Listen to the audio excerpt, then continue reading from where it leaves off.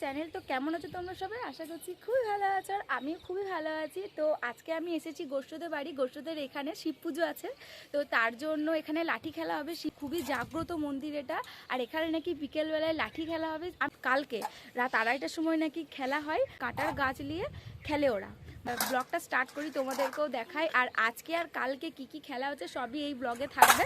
এখানে অনেক বড় একটা মেলা বসেছে, আর গোষ্ঠদের বাড়ির পাশেই মেলাটা ঠিক দেখবে তোমরা। এখানে মেলাটা এখনো নাগরদোলা চলে এসছে, ব্রেক ডান্স চলে এসছে, এখানে সব সেট হচ্ছে।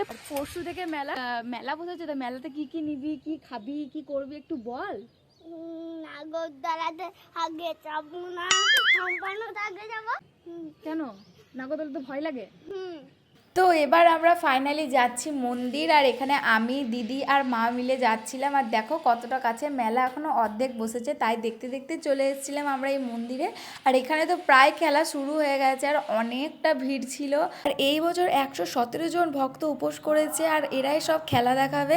এই মন্দিরে যেমন অনেক ঠাকুর আছে, তার মধ্যে শিবেরই আরেকটা রূপ ভৈরব ঠাকুরও আছে। আর এই যে এই খেলাগুলোর মাধ্যমে ভৈরব ঠাকুর এদের মধ্যে একজনকে মারবে, আর শিব ঠাকুর বাঁচাবে। আর রাত্রেবেলাতে যেটা হয়, সেটা শিব ঠাকুর মারবে, ভৈরব ঠাকুর বাঁচাবে। এই শিব মন্দিরটা অনেক জাগ্রত মন্দির, আর এর অনেক গল্প আছে। সেই গল্পগুলো অন্য একদিন তোমাদের সাথে শেয়ার করবো। আর দেখো এখানে মা আর দিদি মেলা ভালো করে বসতে না বসতে এখানে মেলার জিনিসপত্র সব দেখতে লেগেছিল, তাই আমি ওদেরকে টেনে টেনে নিয়ে যাচ্ছিলাম। আর এটা হচ্ছে সেই রাত্রেবেলাতে তোমাদেরকে যেটা বললাম দেখাবো। দেখো আমি রাত 2টোর সময় পুরো উঠে গেছি, আর 2টোর সময় উঠে ফ্রেশ হয়ে চটপট রেডি হয়ে আমি চলে এসেছি।